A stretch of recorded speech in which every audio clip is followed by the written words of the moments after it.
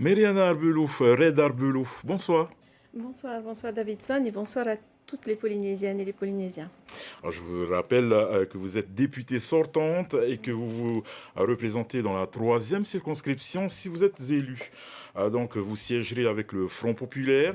Vous vous considérez comme de gauche ou est-ce avant tout pour faire barrage à à Macron et à l'extrême droite de Marine Le Pen? Mais écoutez, je suis oui, de sensibilité de gauche, bien sûr, et si ça peut faire barrage à l'extrême droite, ça me va très bien. Plusieurs candidats nous disent que pour agir, il faut faire partie de la majorité à l'Assemblée nationale. Quelle sera votre marge de manœuvre si vous gagnez à Tahiti, mais que la droite ou l'extrême droite l'emporte en France? Écoutez, nous avons fonctionné dans l'opposition depuis déjà 2017 avec le député Broderson qui est devenu notre président. Et ensuite, nous, avec mes collègues Steve et Temat Hay, nous avons fonctionné dans l'opposition et nos dossiers ont toujours abouti. Nous n'avons pas peur de fonctionner dans l'opposition. Il suffit de travailler et d'argumenter ces dossiers. Vous veniez de créer une commission sur la question nucléaire. Elle a disparu avec la dissolution. Avez-vous la garantie de pouvoir la relancer si vous êtes réélu? Alors c'est une situation quand même qui est inédite, hein. La dissolution, ça s'est passé en 97. Entre-temps, les procédures sur les commissions d'enquête parlementaire ont un peu évolué, ont changé. Donc je pense qu'on est un petit peu dans le flou. Ceci dit, avant de quitter l'Assemblée, lorsque j'ai fait le tour des bureaux pour dire au revoir, tout le monde m'a demandé de me représenter pour reprendre la commission d'enquête parlementaire. Je pense que ça sera, ça sera une de mes priorités, en tout cas dans le temps, quand je repartirai à l'Assemblée nationale, oui. Quel est l'intérêt de cette commission, justement, pour les Polynésiens, les vétérans du nucléaire, mais aussi à ceux qui n'ont pas connu cette époque? Eh bien, écoutez, cette commission d'enquête, elle a plusieurs objectifs. Euh, je dirais, pour en choisir quelques-uns, faire euh, retrouver tous les faits historiques, tous les contextes historiques pour comprendre ce qui s'est passé, pour aussi connaître les raisons du choix des sites, l'Algérie puis la Polynésie, pour connaître aussi, pour comprendre et connaître les niveaux d'information qui étaient donnés à la fois aux militaires, aux travailleurs sur site et à la population. Et parce que pour réconcilier les Polynésiens avec eux-mêmes, il y a beaucoup de non-dits aujourd'hui sur les personnes qui ont travaillé à Mururoa et qui se sont plutôt auteurs ou collaborateurs des conséquences néfastes. Ça pourrait aussi être une base pour les mémoires. Ah oui, bien sûr. Il y a aussi un autre objectif de la commission d'enquête, c'est de pouvoir créer une mission, parce qu'en 6 mois, elle ne dure que 6 mois, on ne peut pas résoudre l'histoire qui s'est passée, l'histoire commune de ces 30 ans de nucléaire, mais la création d'une mission d'historiens et de scientifiques pour aller fouiller dans le passé et puis refaire notre histoire. Voilà. Vous avez aussi un autre combat, hein, c'est la retraite des fonctionnaires d'État, n'est-ce pas? À quelque part défendre les plus favorisés. Alors non, parce qu'aujourd'hui, les pensionnés de l'État sont bien mal lotis et ils arrivent à ne plus fonctionner aussi bien, aussi aisément qu'avant.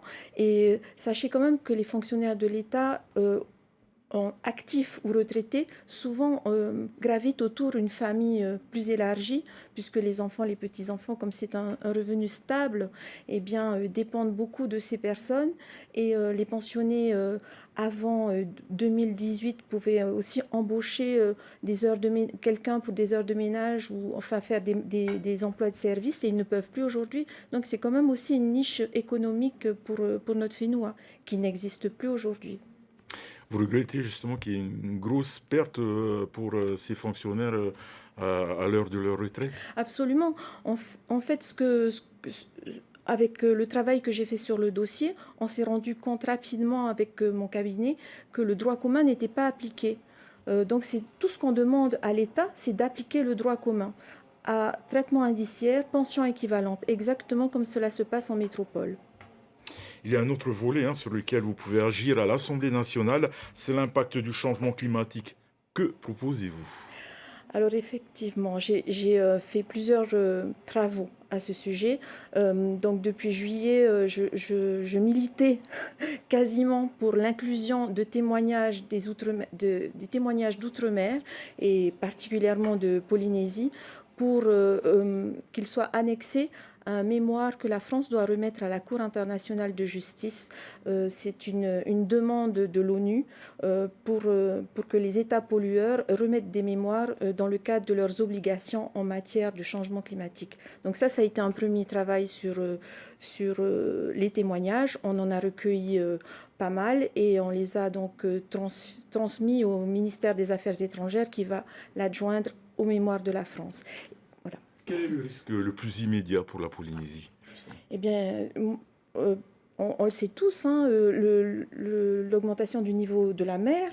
On est quand même, surtout au Tuamotu, des atolls avec 2 à 3 mètres d'altitude au maximum. Donc l'atoll de Nauru procède déjà à comment on dit, à un déplacement de ces populations. Il y a eu un accord avec l'Australie qui a légiféré pour accueillir des réfugiés climatiques. Il ne faut pas attendre ce moment-là pour réagir. Nous devons réagir maintenant. Et ça peut se défendre à l'Assemblée nationale. Ben, bien sûr, parce que les déplacements de population, c'est tout à fait dans le giron de l'État. Et aussi, je parlerai aussi de transition écologique et de transition énergétique qui peut nous aider aussi à limiter peut-être les effets sur le climat. Voilà, donc ça aussi, c'est une compétence de l'État et nous travaillons là-dessus également. Mariana Redarbelou, vous aussi, vous allez utiliser votre mandat pour parler d'indépendance, Alors, en fait, pour défendre du moins l'indépendance. vous savez, il faut plus avoir peur de l'indépendance. Et je dirais que lorsque j'ai remplacé le président Broderson, le regard a déjà changé en métropole.